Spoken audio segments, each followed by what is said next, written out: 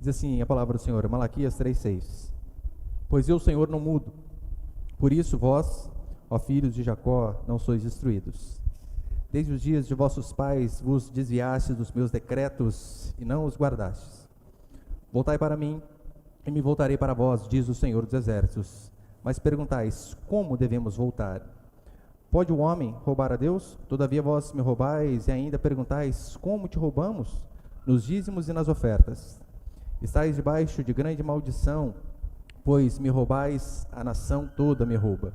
Trazei todos os dízimos da casa do tesouro para que haja mantimento na minha casa, e provai-me nisso, diz o Senhor dos Exércitos, e vede, se não vos abrirei as janelas do céu, e não derramarei sobre vós tantas bênçãos que não conseguireis guardá-las. Verso 11.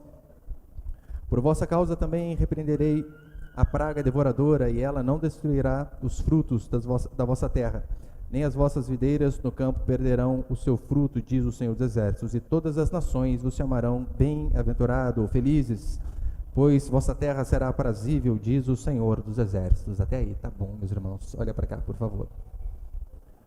É interessante que esse texto, Deus está dizendo, olha, vocês estão se desviando de mim, e o povo está dizendo, como? Onde? Aí Deus vem e diz, vocês estão me roubando. O povo mais uma vez pergunta, como? Onde estamos roubando?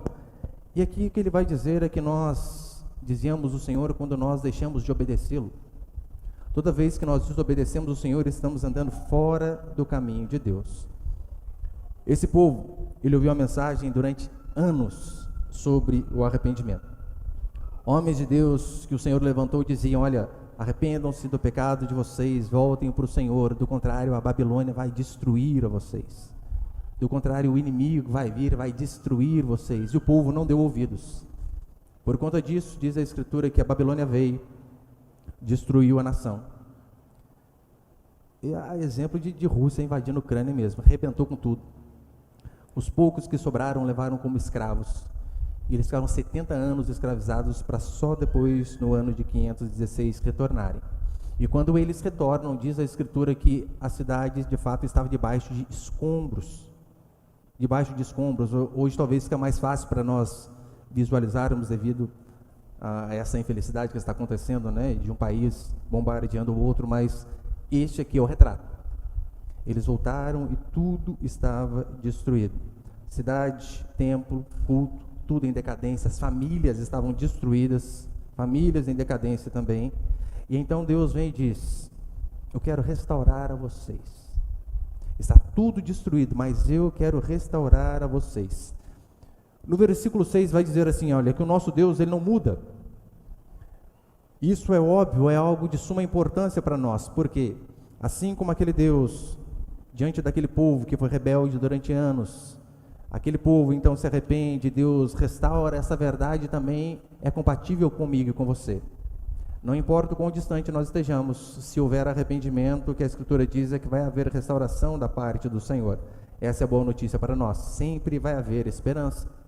Deus, ele é um Deus que sempre é paciente, porque aqui foram anos, anos e anos, e a Escritura vai dizer que a paciência de Deus conosco também é assim. Deus, ele é longânimo, né, de longo ânimo, ele espera, ele tem paciência. É óbvio que chega uma hora que a porta fecha. Nós temos muitas oportunidades de arrependimento, mas uma hora a Escritura diz que essa porta fecha. Mas o versículo 7 vai dizer, olha, desde os dias de vossos pais os desviastes, vocês têm sido desobedientes, ou seja, não é de hoje, há muito tempo vocês têm andado num caminho errado. E Deus dizendo isso para o povo diz assim, onde erramos? Talvez o pior pecado seja esse, né, onde a pessoa está nitidamente no erro e ela não consegue reconhecer. Já viu aquelas pessoas anoréxicas, né, que são magras, magérrimas, e elas se olham no espelho, todavia acham que não estão magras. Algumas pessoas dizem, você está magra, você precisa procurar um médico. Ela olha e diz, não, tem gordurinha aqui ainda. Não consegue enxergar. Aí então no versículo 8, do 8 ao 12, Deus explica o motivo da desgraça desse povo, e diz assim, olha, ainda que vocês desobedeceram durante muitos anos, se houver arrependimento, este é o caminho para que eu possa restaurar vocês. E aqui ele começa a dar algumas dicas, então, e com base nisso eu quero passar alguns princípios. Põe o primeiro, por favor, ali, meu irmão. O primeiro princípio é a restauração passa por uma volta à fidelidade a Deus nos dízimos e nas ofertas. Deus está interessado com isso em nosso dinheiro? De forma alguma. Todavia, se você já leu a Escritura de forma corrida, você vai ver que constantemente a Escritura fala sobre dinheiro, parábolas falando sobre dinheiro, fala-se como administrar o dinheiro. Eu vi uma vez um escritor fez um cálculo dizendo que assim, apenas no Novo Testamento, existem 215 versículos que falam a respeito de fé, 218 a respeito de salvação e 2084 que falam de forma direta ou indireta em relação a dinheiro, a finanças, seja como ilustração ou qualquer outra coisa. Das 28 parábolas no Novo Testamento, 16 tem de forma direta ou indireta a questão do dinheiro. Deus está preocupado com isso, com o seu dinheiro, para que você dê a Ele? Óbvio que não. A preocupação de Deus aqui é muito maior. A grande preocupação do Senhor é onde vai estar o meu e o seu coração, porque Ele mesmo vem e diz, olha, o dinheiro ele é tratado como uma divindade, tanto é que ele tem até nome, Mamon, que é o Deus da riqueza de fato. Deus sabia que teria um sério problema com as pessoas que idolatram, que amam o dinheiro. E o mais importante de tudo isso, quando Deus fala a respeito de finanças, é porque Ele está preocupado onde vai estar o meu e o seu coração. Você já ouviu aquela frase que a regra do ouro faz as regras? Na vida de muitos ímpios, de fato, é assim mesmo.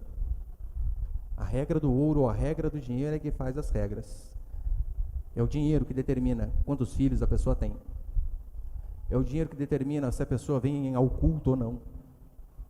Se a pessoa faz alguma coisa ou não, tudo é determinado pelo dinheiro. Mas olha o que Deus diz, voltai a mim. E quando Ele diz voltai a mim, Ele não está dizendo, olha, voltai a mim vós os mercenários. Óbvio que não.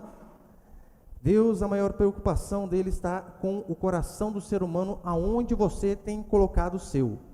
Por isso é necessário que eu e você venhamos a nos analisar constantemente. Por que eu digo isso? Porque é possível que mesmo cristãos genuínos, verdadeiros, que eles sejam fiéis a Deus, seja com dízimo, seja com oferta, mas ainda assim o coração esteja longe do Senhor. Isso é nada mais, nada menos que farisaísmo. É aquela pessoa que ela recebe a primeira coisa que ela faz, ela tira aquilo que é do Senhor. Só que o dinheiro dela é para Deus, a vida não. O dinheiro dela, tudo que ela recebe, até do bico, ela pega e recebe e tira aquela parte de Deus. Mas o caráter é péssimo. As roupas são horríveis. O linguajar é nojento. O desrespeito para com os pais, pior ainda. Então, isso não passa de legalismo, de farisaísmo. Porque quando nós, de fato, cremos no Senhor, toda a nossa vida é transformada, e as finanças e o bolso apenas uma delas. Eu sei que às vezes o bolso parece que demora um pouquinho mais para converter, né? Pelo menos comigo foi assim. Eu lembro que às vezes eu estava lá no culto, e às vezes no louvor, até lágrima escorrendo assim. Daí o irmão começava a falar de dízimo e oferta, secava a lágrima na hora. Aí já vem esse povo crente querer roubar dinheiro da gente. A unção ia embora. Mas não é, porque às vezes o coração converte primeiro, o bolso ainda demora um tempo, né? Deus te toca, mas daí toca o coração, a hora que vai descendo aquele sentimento para o bolso, você quer voltar, né? Senhor, não, é só aqui. Senhor, tem o meu coração. Não, não é só isso que o Senhor quer de fato que toda a nossa vida seja dele. E hoje, quando nós falamos que somos fiéis ao Senhor, com os nossos dízimos de oferta, se você fala isso lá no almoço em família, eles vão chamar você de louco, de doido e por aí vai. Mas o que importa é sermos fiéis a Deus.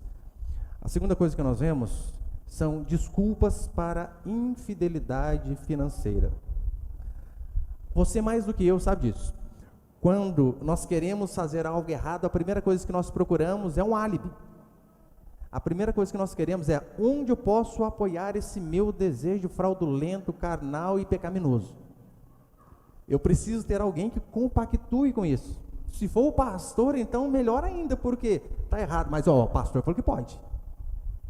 Nós sempre queremos apoiar em alguém. Se você não acha alguém para compactuar com o seu erro, você diz assim, mas quem nunca errou que atira a primeira pedra. Todos erram, na verdade não passa de desculpa. Por que eu digo isso? É muito triste, porque cristãos também vivem dando desculpa. Uma das desculpas que eles dão em relação à fidelidade financeira, por que eles não são fiéis, é a seguinte, olha, o dízimo é da lei, nós estamos debaixo da graça. Essa aí é que eu ouço constantemente. Nós estamos debaixo da graça e não mais debaixo da lei. O dízimo era da lei. Não, o dízimo não era da lei. Eu já falei constantemente, já falei várias vezes, né, aqui em nossa igreja. O dízimo ele vem antes da lei, lá com Abraão e Melquisedeque, muito antes. Diz a Escritura que Abraão vai dar o dízimo a Melquisedeque, que é um exemplo, uma simbologia de Jesus Cristo, e ele então é fiel com o seu dízimo, com a sua oferta a Melquisedeque. Em Hebreus capítulo 7, nós vemos o autor de Hebreus fazendo referência a Gênesis, antes da lei também em relação a finanças. E olha o que vai dizer Gênesis capítulo 28, versículo 20. Os irmãos conseguem enxergar aí agora, né? Está meio longe. Gênesis 28, 20 diz assim: fez também Jacó um voto dizendo: se Deus for comigo e me guardar nessa jornada que empreendo, e me der pão para comer e roupa para que me vista, de maneira que eu volte em paz para a casa de meu pai, então o Senhor será o meu Deus, e a pedra que erigi por coluna será a casa de Deus, e de tudo quanto me concederes, certamente eu te darei o dízimo. Olha o que Jacó está dizendo, antes da lei. Se Deus me abençoar nos meus empreendimentos, de tudo aquilo que eu receber, serviço, bico, tudo, vou separar a 10ª parte para o Senhor. Basta lermos a Escritura, você vai ver que o Antigo Testamento fala disso. Os livros proféticos, Salmos, Provérbios. No Novo Testamento, constantemente nós vemos isso. Só que ainda assim as pessoas, elas dão desculpa. Elas dizem assim: olha, mas isso aí é um conceito do Antigo Testamento e não do Novo, sendo que nós vemos citações do Novo Testamento também. E o Novo Testamento vai além. Lembra de Mateus 23, capítulo 23, que diz assim?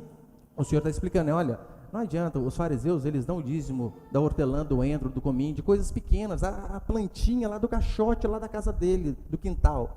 Ele vai, pega a cebolinha, parte em 10 e traz uma parte ao Senhor. Só que ele diz assim: olha, vocês fazem tudo isso, mas vocês negligenciam os preceitos principais, a justiça, a misericórdia e a fé. Vocês devem fazer essas coisas sem omitir aquelas. Ou seja, o mais importante é a justiça, a fidelidade, a misericórdia, a fé, com certeza. Devemos fazê-las, todavia sem omitir aquelas outras. Porque se você usa isso como padrão, olha, então isso aqui é do Novo Testamento. O Antigo Testamento não vale mais e o Novo Testamento o Senhor não fala. Então você também está desobrigado de ser justo, de ser misericordioso e de ter fé. Jesus é categórico, né? Faça isto sem omitir aquilo. Outra desculpa que as pessoas dão é a seguinte: põe ele, por favor. Eu ganho pouco, não vai sobrar para mim. Você percebeu que o dízimo não tem problema? 10% de pouco é pouco, 10% de muito é muito. Então não tem como pesar para ninguém. Primeiro que, quando você diz, se eu for fiel ao Senhor, vai faltar para mim, você está sendo incrédulo? Você não acredita de fato que Deus vai suprir as suas necessidades? E além do mais, a Bíblia vai nos ensinar constantemente que o dízimo, ele não é aquilo que sobra, mas é primícias, é aquilo que vem primeiro. Tanto é que Provérbios capítulo 3, olha o que vai dizer: honra o Senhor com os teus bens e com as primícias de toda a tua renda, e se encherão fartamente os teus celeiros e transbordarão de vinho os teus lagares. Honra o Senhor com as primícias de toda a tua renda. Não é, paguei todas as contas desse mês, sobrou, vou dar o dízimo. Ou melhor, eu vou devolver, né? Não é este o princípio. O princípio é que o Senhor seja honrado com o primeiro. E um dos motivos que este povo aqui de Malaquias estava sendo constantemente amaldiçoado era porque eles estavam deixando Deus para depois. Deus, ele dizia assim: olha, quando vocês forem trazer oferta, tragam para mim um cordeiro sem defeito, tragam para mim oferta de qualidade. Sabe o que o povo estava fazendo? O povo estava levando o pior. Daí nascia lá um bichinho com 5 patas. Isso aqui não dá para nada. Vamos ofertar a Deus. Oferece ao Senhor. Deus disse: não. Esses com defeito aí não, para mim tem que ser o melhor. E às vezes as pessoas falam assim: olha, pastor, é difícil ser fiel porque não sobra. Será que às vezes não é justamente o contrário, meus irmãos? Eu não sou fiel porque não sobra. Será que não sobra justamente porque você não é fiel? Tanto é que em Ageu, capítulo 1, versículo 4, vai dizer assim: acaso é tempo de habitar de vós em casas apaineladas? Apaineladas não é uma caixinha de panela, né? Casa luxuosa. Nada contra luxo. Mas olha o que ele vai dizer: acaso é tempo de habitar de vós em casas apaineladas, enquanto esta casa permanece em ruína, casa do Senhor? Ora, pois assim diz o Senhor dos Exércitos: considerai o vosso passado, tendes semeado muito, recolhido pouco, comeis, e não chega para fartar, e vos bebeis, mas não dá para saciar-vos, vestivos, mas ninguém se aquece, e o que recebe o salário, recebe-o para pô-lo no saquitel furado. É aquela velha história, né? Ai, caiu meu pagamento. Sumiu meu pagamento? Como assim? Quinto dia útil, já acabou? Será que é porque nós temos negligenciado esse princípio tão importante da nossa fidelidade ao Senhor? Terceira desculpa que as pessoas dão é a seguinte: não sou dizimista, mas dou oferta e até sou generoso com elas. Constantemente eu ouço isso. Queridos, é bênção você ofertar. Ofertar não tem a ver com a fidelidade no dízimo, né?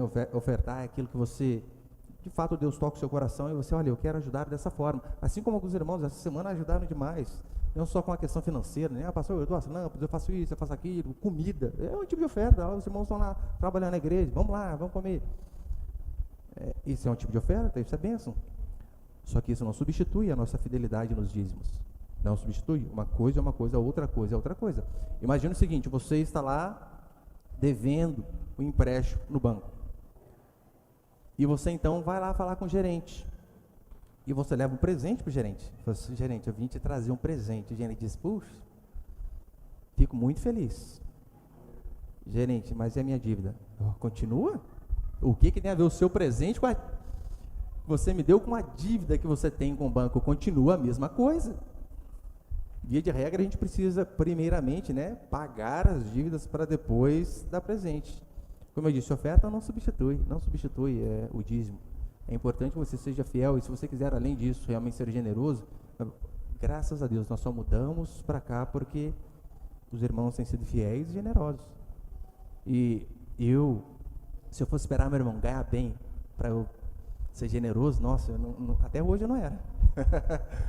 Mas eu preciso, né? Eu só vou falar isso aqui, irmãos, porque, né, só como exemplo, não é por vanglória de forma alguma. O Tiago e a Maria Laura estão aqui há muitos anos já, andando com a gente. Eu perdi as contas de quantas férias eu ofertei na igreja. Literalmente, perdi férias inteiras. Férias que eu poderia desfrutar e não recebi, ou as que eu recebia quando eu trabalhava fora, e tudinho, de uma vez só. De uma vez. Porque eu vi a importância de que, olha, o reino precisa. Ainda assim eu era fiel com o dízimo, óbvio, né? Não parava. Mas a oferta ia além, não podemos confundir essas coisas. Terceiro, vou tentar ser bem sucinto hoje, tá bom? Põe o terceiro, por favor, Miguel.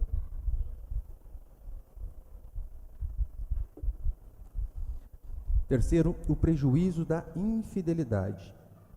Quando eu e você, nós retemos aquilo que é de Deus, no caso que ele diz os dízimos, né? Olha o que vai dizer no versículo 8. Malaquias 3:8. Pode um homem roubar a Deus? Todavia vós me roubais e ainda perguntais como te roubamos? E a resposta do Senhor vem nos dízimos e nas ofertas. É interessante que a palavrinha roubar aqui no hebraico, ela não é tipo bater a carteira, sabe? Pegar escondido. Não. Aqui o sentido é de tomar algo de alguém mediante violência. Mediante violência. Meu irmão, se você rouba um ser humano, o prejuízo que você pode ter diante da justiça já é grande. Imagina roubar o Senhor. Porque quando nós não fazemos isso, né, não devolvemos o dízimo, porque o dízimo você não dá, você dá aquilo que é seu. Imagina o seguinte, alguém está com o celular aqui? Tem ele ali? Presta um pouquinho, por favor. Celular bonito, iPhone 13. Hoje é aniversário do meu filho Samuel, né? Samuel, dá um presente para você, filho. Aniversário dele. Tem lógica isso, se eu pegar algo que não é meu e dar a outro? Não tem. Eu dou aquilo que é meu. E o dízimo, ele fala disso, né? É algo que não é meu e seu, é algo que é do Senhor, então nós devemos devolver aquilo que é dele. E, como eu disse, se é tão sério quando um homem rouba outro homem, imagina quando nós roubamos ao Senhor. É algo horrível, é por isso que ele diz verso 9, né? Com maldição vocês sois amaldiçoados. Por quê? Porque vocês têm me roubado. Outra coisa que nós vemos é que quando nós não entregamos o dízimo, nós estamos roubando a nós mesmos. Por que eu digo isso? É que talvez você pense assim, não adianta, nós fazemos conta. Vamos colocar, você ganha 5 mil por mês aí, aleluia, né? Pastor, recebo. Você já pensa, nossa, 500 conto, gente? Que é a prestação de um carro? Não sei como é a prestação de um carro, não sei. Hoje acho que não dá, né? 500 reais mais, né? Pra você ver como que eu tô fora. Na minha época dava. Mas você pensa, fala, gente, 500 reais é a metade da prestação ou prestação de uma moto que seja. Daí você fala, cara, é muito prejuízo. Não é. 90% sendo fiel a Deus rende muito mais do que 100% com você. É por isso que aqui a Ageu diz, né, olha, o dinheiro parece que nunca dá, né, parece que eu ponho no sactel furado, a ilustração é essa, né, quando você põe no bolso e some, o bolso, perdi o dinheiro porque estava furado. Essa é a ilustração. Então, matematicamente, eu sei que pode ser até controverso, né, mas 90% é mais que 100%. Matematicamente, você pode ter certeza, é assim que funciona. Porque, outra coisa, outro princípio é que quando eu não entrego o dízimo, eu roubo o próximo. Primeiro que você rouba você mesmo, você tem prejuízo, depois você rouba o próximo. Em que sentido? Olha o que vai dizer o versículo 12. E todas as nações os chamarão bem-aventurados, pois a vossa terra será aprazível, diz o Senhor dos Exércitos. Ou seja, quando nós somos fiéis, a Escritura vai dizer que nós somos abençoados e outros também são abençoados. Por que eu digo isso? Porque muitas pessoas deixam de ser alcançadas pelo Evangelho, porque pessoas de dentro da igreja têm retido aquilo que é do Senhor. Muitas e muitas mais pessoas poderiam ser alcançadas se de fato todos fossem fiéis, não apenas fiéis, mas também generosos. Daí então, quando você retém aquilo que é de Deus, você traz um prejuízo para si e você deixa com que a mensagem ela seja limitada, que ela não vá adiante. Olha, um exemplo disso é a nossa programação na rádio. Eu, por vezes, já pensei, não dá para fazer mais, é muito caro, não dá. A igreja está tendo que tirar, né? Não dá, vamos parar. Só que, quer ver, quantos aqui já ouviram a nossa programação na rádio? Levanta aí, só para eu saber. Uma galera. E vira e mexe, as pessoas estão passando aqui no eixo Rio-São Paulo, mandam mensagem para mim dizendo, pastor, vou ajudar esse mês. E por várias vezes eu pensei, olha, como assim, gente?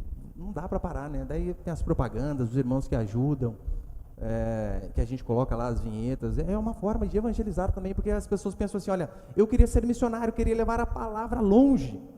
Olha, uma das formas é isso, você investe na rádio, a rádio se paga e através disso a pregação do evangelho chega a outras pessoas.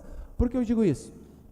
Para que nós estivéssemos aqui hoje, graças a Deus, neste salão, primeiro culto, como a minha esposa disse aqui, né, no começo, a gente começou numa garagem e graças ao Senhor, né, é claro, tempo, demora. Mas hoje nós estamos aqui pela graça de Deus e porque pessoas lá atrás foram fiéis para que o evangelho pudesse chegar aqui. Meu primeiro ano aqui em Pinda, eu fui sustentado com 2/3 do meu salário pela nossa igreja de Guaratinguetá. Se não fosse a fidelidade dos irmãos lá, como essa igreja aqui teria um pastor integral? É muito difícil. O local que nós temos, os aparelhos, som, microfone, tudo isso, queridos, é pago, sabe com o quê? É com a sua fidelidade. Ou você acha que, né, os irmãos vão contar o dízimo, eles vão, Senhor, multiplica. E sai aquele monte de dinheiro. Felizmente, não acontece isso. E nós somos uma igreja pequena. Só que olha o que Deus tem feito. Tudo por conta da fidelidade de cada um de vocês. Quando você é fiel, você abençoa outras pessoas. Mais pessoas podem ser colocadas de forma integral na obra do Senhor. Condições melhores, o pastor pode ter para trabalhar, pode ter um melhor material, igrejas são construídas, pastores são levantados. É algo que volta para nós, mas também volta para o próximo. Consegue ver que a importância da fidelidade não vai abençoar apenas você? Vai abençoar você e vai abençoar outros também. E você sabe, são poucas igrejas que temos pastores integrais, né? Que tem pastores integrais, pastores que vivem especificamente da obra, né? Eles trabalham apenas na igreja. O nosso caso é assim, todos os nossos pastores são integrais, inclusive o próximo vai ser consagrado agora no começo de março, todos são integrais. E você pensa que não, é um privilégio para você frequentar uma igreja que tem um pastor integral. Por quê? Porque você sabe que a hora que você precisar, você vai ligar e vai ter alguém para te atender. Você sabe disso. Eu tenho uma igreja que eu conheço de um pastor que ele é pastor e bombeiro. E a escala de bombeiro é 24/48. Ora, tinha dia que o serviço dele caía no domingo, no dia do culto. O que ele fazia? Não tinha como pastor ir ao culto. Agora imagina se é um dia que você está passando uma dificuldade lá, pastor, por favor, me ajuda. Ó, liga o 93 aí, porque eu só atendo hoje a ocorrência. Devia o 93, do contrário, não dá. Diz que o 93 eu dou um jeito. É um prejuízo. E por que eu digo isso? Eu converti na nossa igreja e eu via, gente, eu ligava pro meu pastor, ele estava lá para me atender. E os irmãos aqui são testemunha. Quantas pessoas? Eu já atendi, não interessa a hora da noite, meu celular nem desliga, justamente por conta disso. É fulano que fica doente, é irmã que precisa de oração, é briga de casal, é fulano cai de moto, o irmão caiu de moto, pastor, me ajuda. Eu falei, querido, liga pro SAMU. Para mim não adiantava muita coisa, mas eu fui lá, falei, vamos lá junto, quebra o carro, em vez de chamar o mecânico, chama um pastor, eu vou lá para fazer o quê? Chamar o mecânico. Mas é um privilégio. E às vezes é impressionante o tanto de gente que às vezes morre na segunda-feira, mas nunca deixei de atender ninguém, nem na folga. O irmão Renato, que infelizmente perdeu o pai recentemente, e eu estava no churrasco, acho que eu nem sabia, você sabe agora, né, que está ouvindo. Estava no churrasco, meu primo com a carne lá. Gente, fazia anos que eu não comia carne. Anos, acho que é exagero, né? Meses. E eu todo de bermuda, na hora que ele falou, nem pensei 2 vezes. Falei, Thiago, empresta uma calça para mim. Já era, vou embora. Fui embora. Porque, ora, esse é o privilégio de uma igreja ter um pastor integral. É para isso que o pastor serve. Então você pode contar com a gente o tempo todo. O 4º princípio, já estou encerrando. Põe ali, por favor.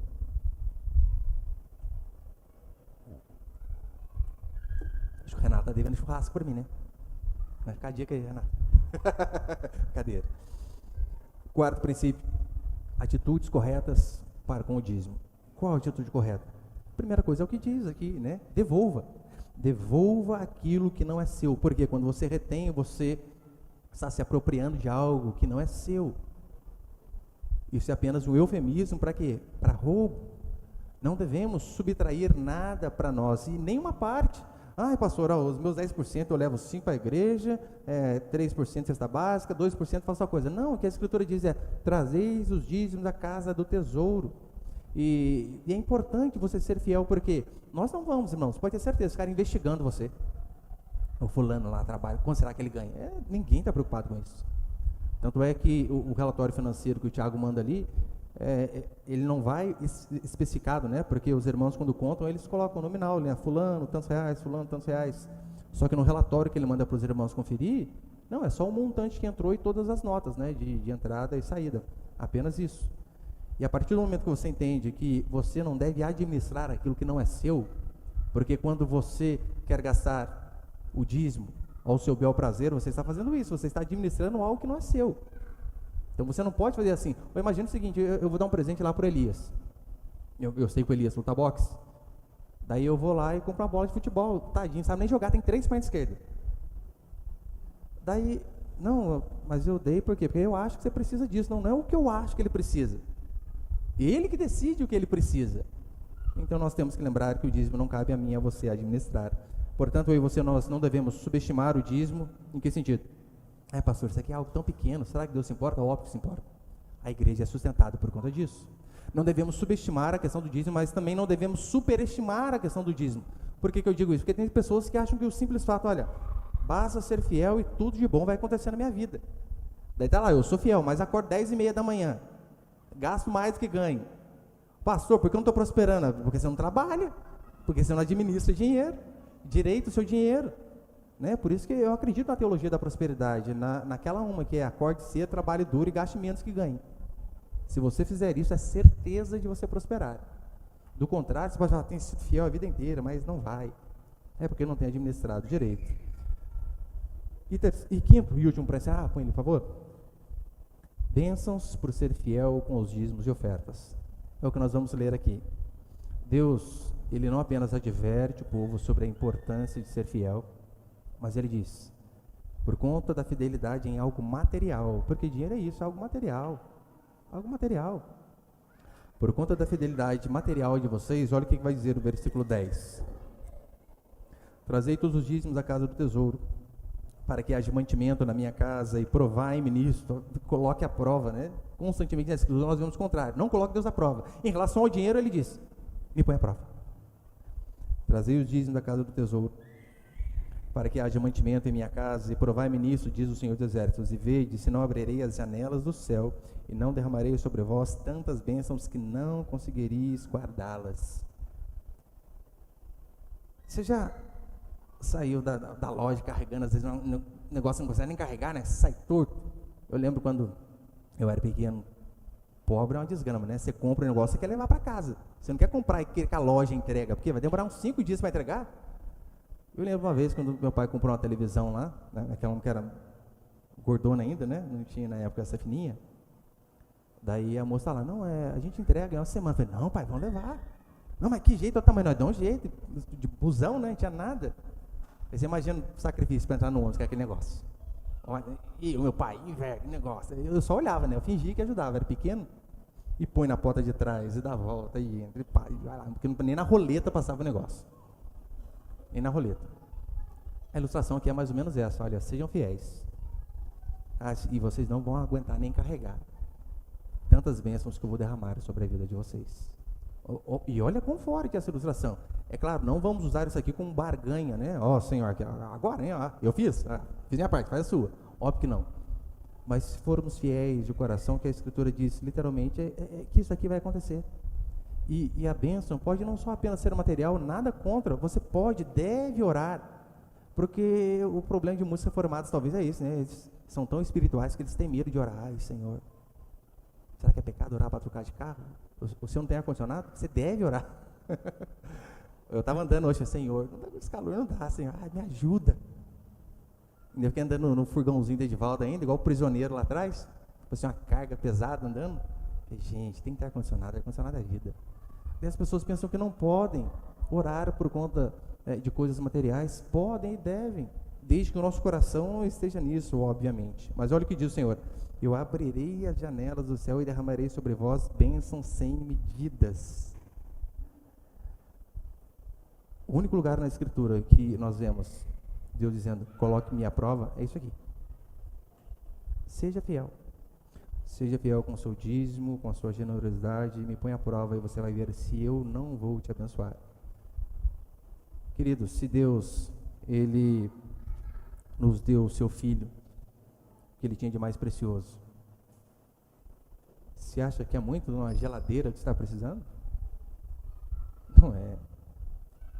Uma promoção no trabalho, uma condição financeira melhor, não há problema com isso.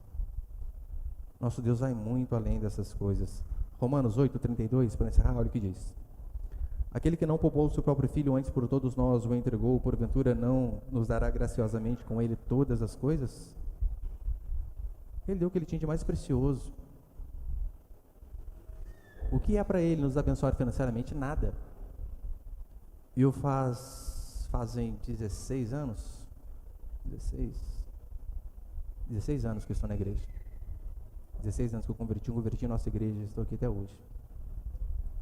Eu nunca vi nesses 16 anos um testemunho de alguém dizendo assim: eu comecei a ser fiel a Deus, como eu disse, com a minha oferta, e as coisas pioraram. Impressionante. Portas se fecharam, comecei a ter prejuízos financeiros, comecei a ter mais briga em casa, só prejuízo. Em 16 anos, eu nunca ouvi nenhum testemunho neste sentido. O contrário, sempre. Por que é importante saber isso? Porque a forma como nós lidamos com o dinheiro mostra quem é o nosso Senhor. É por isso que Jesus compara riquezas a mamon, né? Não poder servir a dois senhores. Ele coloca ele em pé de igualdade, né? Eu sou Deus. E mamon, o dinheiro, tem sido Deus de muitos. E a prova de quem você serve é onde está a sua fidelidade. Porque dinheiro é algo espiritual. Não é só material, é algo espiritual. E como para encerrar, né, no verso 10, como ele diz, faça a prova de mim, né? Essa prova. Sabe, queridos, que é um privilégio você e eu sermos dizimistas. Privilégio. É um privilégio saber que Deus, Ele não precisa. Você acha que Deus precisava da gente aqui, pintando, passando umas corridas, um monte de coisa, para que as coisas ficassem bonitas? E nem ficou, né? Ficando. O Senhor não precisa, só que mesmo assim Ele nos dá o privilégio de, através da nossa fidelidade, fazer com que o reino dEle avance a cada dia mais. E se você entende esse princípio, você sabe, não é um peso ser fiel, não é um peso. Quantos irmãos eu já vi aqui contando, e eu também faço isso, né? O meu salário eu já nem conto com o dízimo, nem conto. Por exemplo, eu estou lá, se eu ganho 2.000, eu não ganho 2.000, eu ganho 1.800, porque tem 200 que não é meu. Inclusive aqui, o Tiago tem testemunho disso, eu já ganho o salário descontado o dízimo. Descontado, para ser o primeiro com a fidelidade, para não ter a tentação de que esse mês apertou o calo, né? Não vou dar. Não, tesoureiro já manda para mim descontado, sem problema, sem problema. Então eu desafio você, né, a ser fiel também. Graças a Deus nós estamos aqui e temos melhorado, justamente por conta da fidelidade dos irmãos. E lembra, tem uma passagem lá em Êxodo que começa a construir o templo e o Senhor disse a Moisés: olha, pede para o povo aí, né, quem tiver ouro, prata, bracelete, traga, para que a gente possa construir. E então os irmãos começam: não, precisa, vamos lá, conta comigo. Começam a levar as suas posses. E chega uma hora que Moisés diz assim: irmãos, parem, porque já temos o suficiente, está sobrando, não precisa mais. Eu acho que isso aqui é o sonho de qualquer pastor, né? Falei, irmãos, para, por favor. Para de ofertar, não precisa. Que Deus nos dê a graça de um dia chegar nesse nível aí. Não estamos. E eu vou até pedir depois para o Miguel parar a gravação, ou depois meu filho edita. Porque isso que eu vou falar aqui fica só entre nós, né? Óbvio.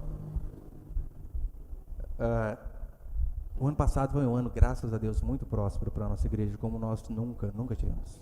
Nunca. Final do ano retrasado, se eu não me engano, o Thiago tinha mandado para mim financeiro lá, dizendo assim: pastor, a gente tem R$900, é tudo que a gente tem. Tudo. Nossa. Você nunca nos viu reclamando aqui, dizendo: irmão, pastor, mas ele está grávida de novo, vocês têm que ser fiel aí. 4 crianças, dá um jeito. Tudo homem, isso eu não sei, não, o quarto, né? Mas é que esses meninos comem para arrebentar, vocês não podem deixar de ser fiel. Vocês nunca viram a gente reclamando, nunca viram a gente chorando. A gente nunca pediu nada para ninguém. Queira Deus que não tenha sido por conta de orgulho, mas o período que passamos apertado, engolimos aqui a seco, né? E não reclamamos. E pela graça do Senhor, ano passado, Deus nos abençoou muito e tem nos abençoado, graças a vocês. E alguns irmãos até me aconselharam, foi o seguinte: pastor, por que, né, a gente não faz uma campanha mesmo, dizendo: olha, irmãos, olha, para algo específico, vamos fazer, né? Quem puder trazer uma oferta maior, para a gente poder melhorar as instalações. Eu não acho que seja errado, porque a gente vê esse exemplo bíblico. Eu, particularmente, eu fico um pouco de receio, porque talvez por conta da pecha de pastor sempre pedir dinheiro para o povo, então eu acho que eu sou um pouco resistente a isso daí. Deve falar: não vou fazer não. Mas não é errado. Por exemplo, você vendo tudo isso que a gente está fazendo para melhoria sua, para a gente, né, ficar aqui melhor. Se você quiser contribuir além da sua fidelidade com o dízimo, faça, óbvio, é importante você deixar Deus tocar o seu coração e ser usado também em relação a isso. Não tem problema. Mas tudo isso nós temos feito justamente para que, olha, assim como Deus tem nos abençoado, nós queremos a cada dia mais que os irmãos tenham o melhor conforto possível. Já falava: pastor, precisa de ar-condicionado? Precisa. Os irmãos precisam. Não é por causa de mim, eu aguento, você não está vendo, eu estou suando em bica aqui, né? Eu não ligo, mas eu quero os irmãos confortáveis. Que a gente puder, né? Para que sofrer à toa? Mas eu desafio você, seja fiel para que, quando nós estivermos lá na frente, olhar tudo que Deus fez, você possa também dizer: olha, eu contribuí com isso também. Ainda que foi pouco ali, né? Ontem o irmão ligou para mim, nem da nossa igreja pastor, meu filho ganhou um dinheiro aqui da tia dele, não sei das quantas, lá no trabalho que ele fez. E como a gente vai todo dia para a escola, eu levo ele para a escola ouvindo a programação na rádio de vocês, ele pediu para o senhor passar o Pix da igreja aí, que ele quer dar o dízimo na igreja de vocês aí. Manda aí. Micharia, mas o problema não é a questão da quantia, é a questão da fidelidade. Você consegue perceber isso aí? Fidelidade. Então eu desafio você, meu irmão, minha irmã, seja fiel e pode ter certeza, o Senhor vai abençoar você e através da sua vida também vai abençoar a outros. Amém, meus irmãos? Você pode ficar de pé aí por um instante, por favor?